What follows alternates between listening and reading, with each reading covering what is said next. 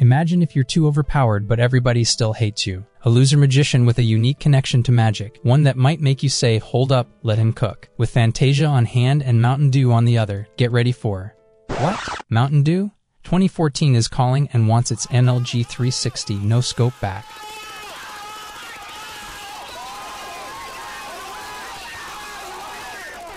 Seth walks through the city on the rooftops and goes to the forest near the city to meet his friend Tom, and Tom says that he has been waiting for him for a long time after they agreed to meet in the forest to show him his magical abilities. Then Seth gave him 3 books about magic and said that no one should see them or know about them, and he grabbed one of them and opened a page from it and tried to use one of the abilities, but nothing appeared, so he turned the pages to try another ability, but nothing happened. Tom told him that there was nothing wrong if he said that he couldn't use magical abilities, but Seth handed him the book and said that it was an original magic he created himself, and he approached a rock, and suddenly a flash appeared in his fist until it coalesced, and then he hit the rock with all his strength and flew it away. Tom was impressed by Seth's new ability, but the rock he hit landed on the cow's farm, and Seth was surprised to see a group of cows running towards him to attack him, so they ran away quickly before they could catch them. Meanwhile, a witch named Alma was in a store, and the owner told her that he had sold all the ropes and boards he had, so she told him that she knew he still had some in the store, and asked him what his problem was with her. The shopkeeper told her that he had heard of her and knew she was a witch who had been living on the island for a while, and that he didn't sell to witches and was afraid she would use the ropes and boards to kidnap children. Alma told him that she needed to buy some ropes and boards and threatened that if he didn't give her what she wanted, she would blow up the store, so he rushed to fulfill her orders. Then Alma heard a noise from across the street and found Seth and Tom running from a group of cows. When Seth and Tom reached the streets of the island, he told the people around them that he was going to solve the matter and thought he could get out of this mess before Alma knew anything about it. But he was shocked when he saw Alma standing in the middle of the street, running away from the cows and looking him in the eye. Then Alma grabbed her wand and used her magical ability and hit the cows with it and sent them flying into the wind, along with Seth and Tom. After they fell, she saw them and told Seth that he was causing a lot of trouble for the people in the city. But Seth justified it by saying that he hit a rock and it flew to a farm. The people of the island gathered around them, including the owners of the farm, who were upset about what Seth had done and were scolding them. So Seth told them that he was the only one who ruined the farm and Alma was the one who saved the situation. But the islanders were furious and told them they didn't want magicians living in the same place with them, and one of the villagers told Tom that his father had warned him to stay away from Seth and cut ties with him. Seth and Alma stood there listening to the people's hurtful words and their outright expulsion from the island. Then Alma offered to pay for all the damage, took Seth, got on her wand and flew away. On their way, Seth told her that she didn't have to do that because it was his fault, and she told him that people are afraid of them because they are magicians and you have to satisfy them in any way you can. At night, after they got home, she made Seth clean the walls of the house and told him that he was grounded and wouldn't be able to go to the island for a while after the trouble he caused with the people, and warned him that if he caused any more trouble, the royal capital could arrest and execute him. Seth was surprised to find out that she knew he was taking her magic books behind her back. He told her he did this to become a respectable magician as soon as possible, but she told him he needed to be a respectable person first. Seth asked her why she let people blame her for everything he had done. She told him that people see the Nemesis monsters as a source of destruction and devastation, that they are a different kind of monster, and that she was sure that if the Nemesis disappeared, the situation would change, and suddenly Alma felt a strong headache. After Seth returned home, he read a book on magic, thinking that if the Nemesis disappeared, all their problems would be solved, and he thought it would take a great magician like Alma for that to happen. The next day, Seth met his friend Tom in the woods and tried to use his meteor shower ability, but it hurt his hand instead of working. Tom said he didn't need to go through the trouble of learning magic, especially after Alma scolded him yesterday for what happened. Seth said he was doing this because he wanted to be a magician. Tom said his mom told him not to play with magicians and that magic is only for adults. Seth came closer and said that people don't know how great magic is and that he needs to be a powerful magician to defeat the Nemesis. Tom said that he had never seen a Nemesis monster before, so Seth told him about them and how they attack people all over the world and have been fighting them for a long time, and he thought of memories from his past defending him against one of the monsters, and since then, he wanted to become a magician and destroy all the Nemesis monsters. Then they were surprised by an object descending at high speed from the sky, and when Seth saw it, he thought of the figure in the magic book and realized that it was a Nemesis egg. Tom told him that it was heading to the island and that they should tell Alma, but Seth said that it was not there and went to face a Nemesis monster on another island. He then told Tom to take all the people on the island to a safe place and said that he would face the monster himself, while the egg landed on the island and all the people gathered around it in surprise. Then Seth returned home, prepared his weapons and tools, and went out to confront the Nemesis nemesis that was targeting his island. He took Alma's bats with him, but when he flew with them, the bats couldn't hold him for long and he fell off the house. In the meantime, Tom arrives on the island and tells the people to go to a safe place and stay away from the nemesis egg. The people realize that their peaceful island is being attacked by the nemesis and try to think of a solution. Then Seth appeared on the egg after falling from his house, and people were even more confused when they saw him because he was a troublemaker, and asked him where Alma was, and he said he could deal with the monster without her help. Seth thought he could get the egg off the island before it hatched and tried to roll it, but unfortunately the egg started to hatch, so he told the people to run away, and the egg kept hatching until the nemesis monster came out of it. Then Seth flew in the air and the monster was under him, so he thought to throw his explosives at him, but he was shocked that they did not affect him, and he was still standing there. So he pulled out the magic sword and hit him on the head with it, but the sword broke, and then the monster hit him and an entire building fell with his fist. Tom ran to Seth, who was injured by the monster's blow, but Tom stood there when he saw the monster's bullet, and Seth tried to resist the fatigue and save his friend, and the monster was about to step on Tom with his leg, but Seth caught up with him and stayed on top of him, resisting the monster's weight. Then he told Tom that his behavior was reckless and asked him to run away before the monster stepped on them. So Tom pulled himself up and escaped from under them. Then the monster stepped on Seth, and Tom ran for help from anyone to catch Seth, but all the islanders were afraid and watching the situation carefully. Seth is determined to face the monster and decides that he won't lose against it, and this is his chance to prove to people that wizards are good and not evil. He fights the monster's leg and tries to get up, but the monster has his leg pinned on him. Tom screamed and asked anyone to help Seth until a huge meteorite fell from the sky, hitting the monster and knocking it away from Seth. Then the monster was hit by another magical attack and destroyed a building, and when Seth looked at the source of the attack, he found an old wizard and a group of magicians around him to save the city. Seth is surprised to find that he and Alma are saving the island from the nemesis threat. When the monster rises again, they tie him up with a magical ability that immobilizes him for a short time. Then they come down to talk to Seth and introduce themselves as the Courage Quartet, a team that hunts nemesis monsters. The old man then addressed the villagers and told them that they were there to save them and asked them to do exactly what he told them as Don Bozeman, the leader of the Courageous Quartet. Seth, who was standing behind them because it was the first time he had ever met a magician other than Alma, asked Bozeman to face the monster with them and tried to convince him that he was a magician and was training to get ready to fight the nemesis. Bozeman was convinced by his words and said that despite his recklessness, his courage impressed him and said that they would consider him their friend from now on. But one of the villagers warned them not to trust him because he was constantly causing trouble in the village and was known to be naughty, and they started attacking him with their words and asking him to leave the island. Bozeman told them not to speak so harshly to Seth because he is a magician like him. He told them that he trusted him, and Seth felt that he had boosted his morale. Bozeman said that they must move quickly before the seal on the monster expires. He then told Seth that they needed someone to play the role of bait and distract the monster, and asked him to play that role. Seth agreed to the plan, and Bozeman told him to escape at the right time and advised him not to solve all his problems by force, and that sometimes he needs to use intelligence, which is the way magicians do it. Bozeman and his team then left the island to evacuate all the inhabitants and left Seth with the monster to distract him. After the sealing effect ended, the monster rose again and broke free, and Seth decided to use his own power and not rely on any magical tools and hit the monster with a giant punch. Seth was surprised that the monster's body absorbed the blow and bounced back to him. The monster started to crawl towards Seth, and Seth ran away from it to force him to run behind it and distract it according to the plan. Seth kept running from the monster, going into an alley and coming out of an alley,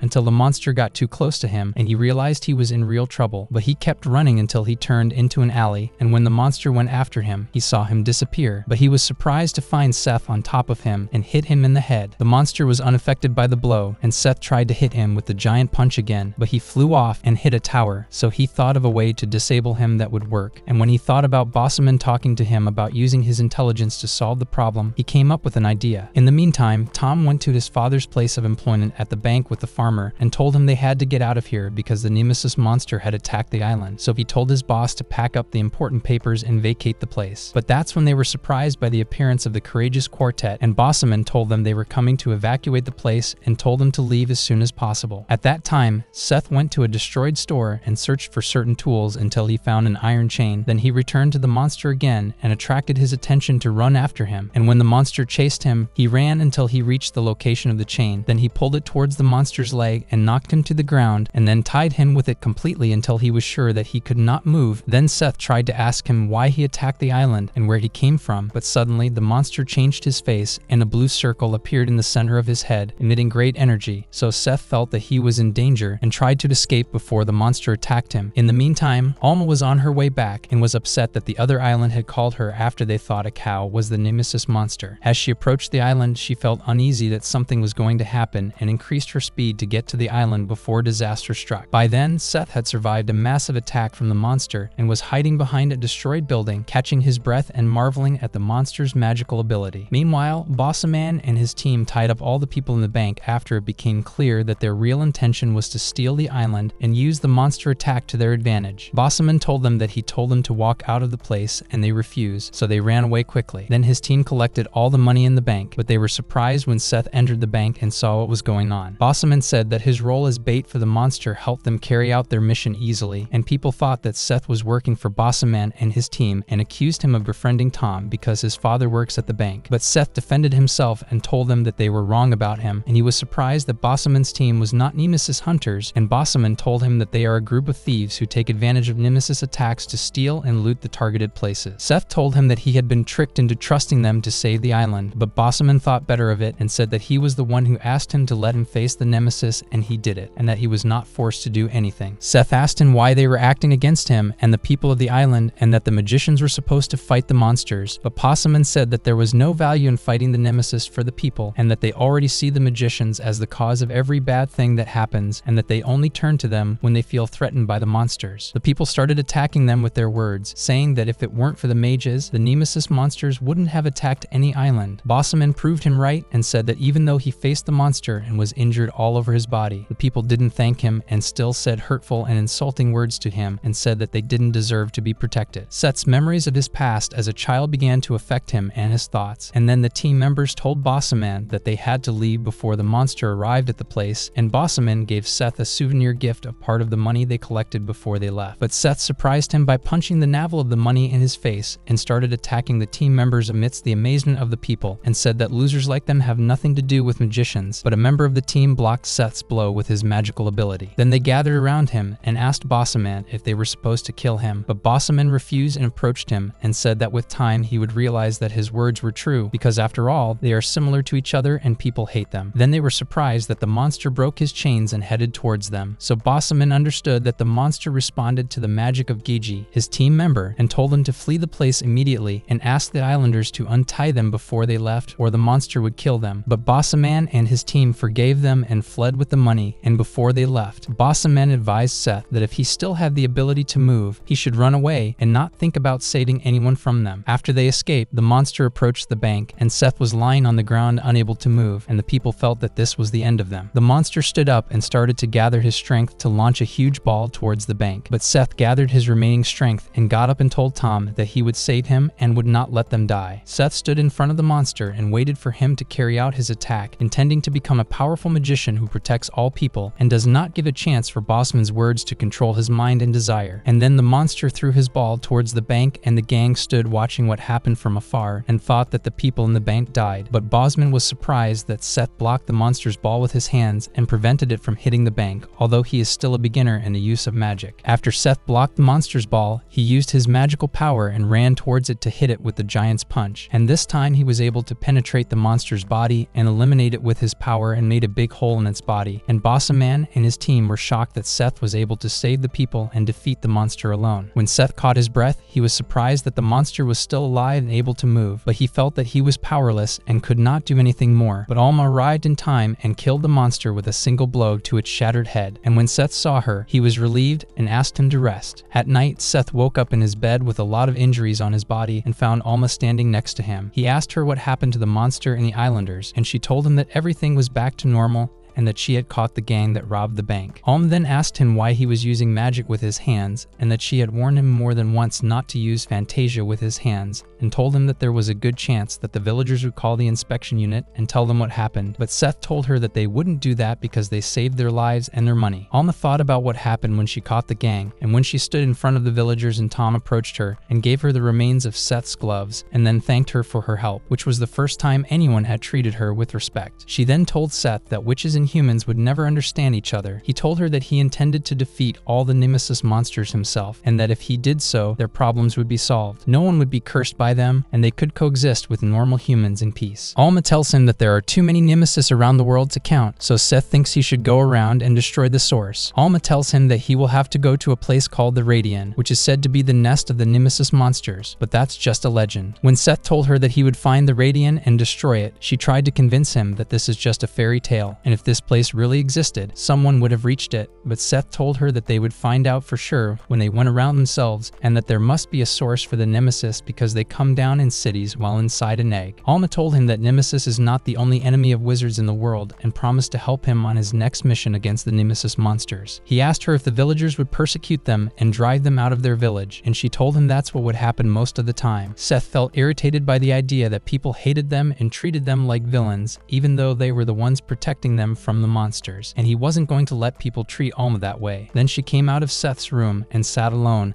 and thought about 10 years ago, the first time she met Seth, and that she was on a mission against the Nemesis monsters. But she woke up in a medical center, and the doctor asked her if she remembered anything from what happened, but she told him she didn't know anything. So the doctor asked her if she knew Seth, and that was the first time she saw him, and he was sleeping in the bed next to her. The doctor told her that when he arrived, he saw her hugging him as if she was trying to protect him from danger, and that he thought he was her son, and Alma had no memory of whether she knew Seth before or not. After they left the hospital, she decided to take him with her on her journey. They traveled between countries and islands together, hoping to find someone who knew them, and Seth's responsibility was a great burden on her, especially after she realized that he was a wizard like her, after he survived the touch of the Nemesis monster and was cursed, and she thought many times to leave him and walk away, but she had no proof of her identity other than him. One day they were staying in a house and Alma went on a mission to kill a monster and asked Seth to stay at home and watch over her until she returned. She traveled to a distant island and left Seth alone in the house, and Seth was playing on the hill when a group of children saw him and started bullying him and beating him. Seth didn't understand why they hated him, and that wizards don't do anything to humans and Nemesis monsters are the cause of destruction. But the kids kept beating him until Seth accidentally used his magic power and beat them with it. Alma returned to the village and found the villagers gathered around Seth, tying him to a pole with wood underneath, planning to execute and burn him because they thought he was as dangerous as a monster and would be cursed if he touched them. Then Alma appeared in front of them and touched one of them and convinced them that they would be cursed like them if anyone came near them. So they all got scared and ran away from the place in fear of her, and she was able to save Seth from them, but he was scared and cried in her lap. And then she felt Seth's weakness and felt responsible for him, and that she must protect him and not allow anyone to treat him as an evil person. Alma then found a suitable and safe place for her and Seth, the Flying Fortress, and decided that this would be their home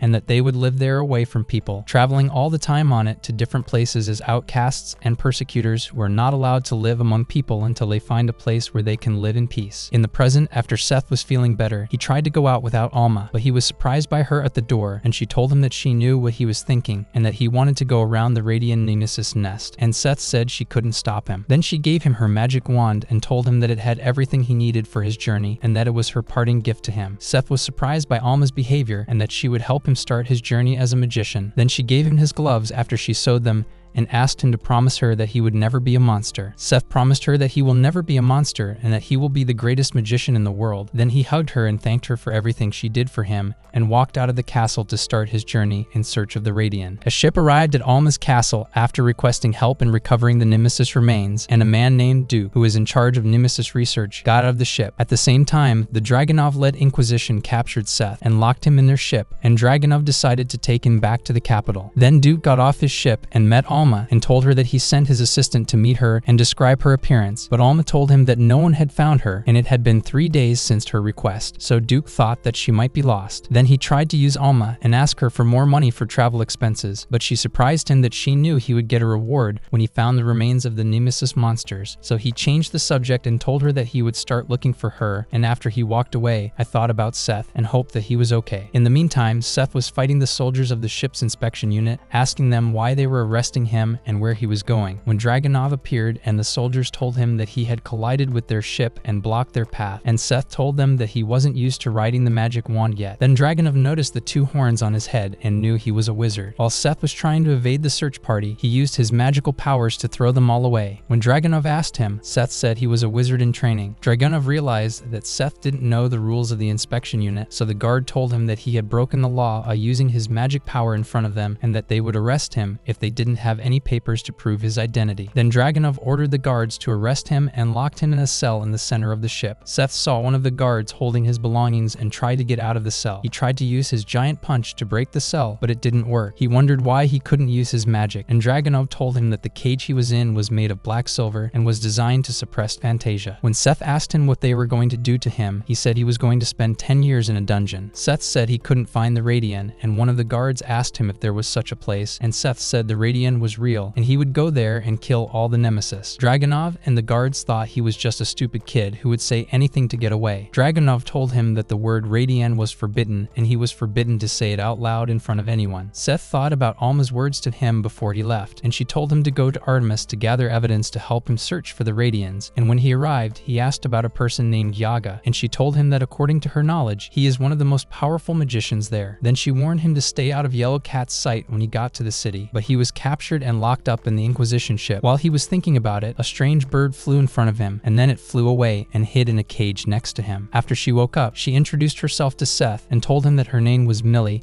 and that she was on her way to Island 21 in Bombo Hills, but she got lost. He told her that he used to live in that area, and she told him that she came from Artemis and introduced him to her bird, Mr. Pober. He asked her why she was arrested, and she told him she was a witch in training and got lost on her way to the only person who could prove her identity. Then they felt the ship shake violently and saw Duke holding his ID card and showing it to the guards, trying not to raise suspicion that he had the remains of the Nemesis monster, and was surprised to see Millie locked in a cage in the basement of the ship. When he asks her what she's doing here, she tells him that she told them she was on her way to find the Nemesis remains. The guard asks him if he knows Millie, and Duke is confused and says it's the first time he's seen her. Then Dragunov comes out and realizes that the cargo on his ship is the Nemesis monster that appeared on Island 21 and orders the guards to lock him up with the rest of them. After Duke was locked in a cage with them, Seth asked her about him, and she told him that Duke was the one who could prove her identity and become his assistant. Seth said he had defeated the Nemesis and asked if he was a magician, but Duke said he was a researcher and his job was to collect Nemesis remains from the island, and if they were in good condition, he would receive a reward. When Seth asked him why he didn't hunt the Nemesis monsters himself instead of collecting their remains, he said he didn't want to risk his life and die, and that's what magicians are for. Seth said he'd come up with an idea to go around the Radian, destroy it, and the Nemesis would disappear forever, but Seth insisted that he would find him, just as he had promised Alma, and Duke realized that Seth was the student she had been talking about. Seth then asked him to take him to Artemis and told him that he was locked up like them and couldn't go back there, but they found Boppert inside after he stole the Keyblade from the guards to free them. Seth told them he was going to get his tools before they boarded Doc's ship and escaped, and they started looking for his tools in different places until they found the guards loading his tools onto a table and walking away with them. Seth thought about taking it from them, but Duke stopped him and said that if they saw them, they would execute them after they escaped from the cages, but they were surprised that Dragunov was standing above them and told them that no one could escape from him, and the guards surrounded them from all sides. Then Duke tried to defend himself and said that Seth threatened him and forced him to escape from custody, but Melly asked Dragunov to return their ship to the Radians, so he ordered the guards to arrest them again, but this time Seth attacked them with a giant punch and was able to use his Fantasia. Then Seth hit the guards from the other side, and his power flew Melly and Duke to the table where his tools were, and they were able to take them. And when the guards stood in front of Seth, Melly took her magic wand and used her power to block the guards' arrows, and they kept firing their arrows until they broke her barrier. Seth told Melly to let go and walk away, but to his surprise, Melly turned into a different character and decided to defeat them all in one fell swoop and pushed Seth out of the way. Then he asked Duke what happened to her, and he told him that this is Melly's curse, that when she is under a lot of pressure, her personality changes completely and turns into a more fierce one. And then Melly asked the guards to return their ship to them, but they gathered themselves and prepared to face her. Melly used her magical ability and blew up the part of the ship they were standing on, and they would have fallen off the ship if they hadn't grabbed the sail at the last moment and remained fluttering in the air. And then Melly heard Dragunov's voice standing next to her and pointing his arrow at her and intending to kill her, but he was surprised by Seth flying above them after he was able to take his magical broomstick. Then he used his power and wanted to hit Dragunov with a giant punch, but he dodged it, and Seth hit the ship and made it tilt in the air, and Duke and Milly's ship was freed, and Seth took them them and boarded the ship and escaped from the inspection unit on their way to Artemis City, and one of the soldiers was going to hit them with a cannon, but Dragunov stopped him and said they were out of range, and Seth landed in his brain. After they arrived in the city of Artemis, known as the City of Magicians, Duke was surprised that Seth was so excited, and then they entered a corridor, parked their ship in it, disembarked, and went to a checkpoint so that they could get Seth into the city. Seth asked the inspector if he was coming with anyone from Artemis, and he told her that he was coming with Doc. Doc was confused and afraid that Seth would say something that would implicate him, and when the inspector asked him if he wanted to register as a resident of the city, Doc ran to him and convinced him that he must register as a resident or Yaga would not want to meet him, then took him, and they entered the city gate quickly. Seth explored the city and saw wizards everywhere. He liked the city because the wizards lived in peace and quiet. Duke told them that they had to go to the acceptance ceremony or they would have to wait a week until the next ceremony, and he told Seth that Yaga was there. Seth grabbed him by the arm and they ran to catch the ceremony, but Duke tried to convince him that he was the only one who should attend, but Seth wouldn't listen and said that he had to meet Yaga, just like Alma had told him. After they arrived at the Artemis Academy, they attended the ceremony from the beginning. The announcer introduced the Academy's director, Master Lord Majesty, to the stage, and when Seth saw him, he knew he was the yellow cat Alma had warned him about. Lord Majesty began to address the students, welcoming the new students and telling them that their goal in cooperating and carrying out missions together is to eliminate the curse that caused their suffering, and Seth felt that the director has a noble goal to save the wizards from their suffering. Then Majesty asked the new students to come on stage, and Seth came out with 2 other students, and Majesty welcomed them to the academy, handed them 3 contracts, and asked them to sign them, and Seth was reluctant to become an official student in the academy, but Majesty convinced him that he would receive many rewards after signing and gave him a pen to sign it. Then they read the contracts they signed and were shocked to realize that they owed 7,000 dimes for the things they were going to get. Majesty told them that from now on they would start participating in missions as Artemis hunters to pay off their debts. Then he walked away and announced the end of the admission ceremonies. Duke was happy that his plan had worked and that he could distract Seth with something that would have nothing to do with him anymore, but he was surprised when one of the academy officials handed him a paper with the amount of Seth's debts and that he would be responsible for the debt as Seth's guardian at Artemis. After they left the ceremonial hall, Seth felt frustrated that he had trusted Majesty the Yellow Cat and realized why Alma had warned him about him, and Duke felt bad that instead of getting rid of Seth, he had increased his attachment to him with the debt he had incurred. Seth asked Melly if the same thing had happened to her, and she told him that she had made Duke responsible for her debts and had forgotten all about it. Seth decided to let Duke take care of his own debt and said that as soon as he found Yaga, he would leave the city. Melly offered to help him find him, but the magician in the pot was already listening to their conversation. They drove all over the city looking for Yaga and came to an intersection. Doc told them to take the left road because it was free, but Seth took the right road, not knowing it would cost money, and Doc's debts continued to mount after they chose the right road. They kept looking for Yaga everywhere, but everything they picked up only added to Doc's debt until they walked into a bar and Millie asked one of the customers if he knew Yaga, but the customer laughed at her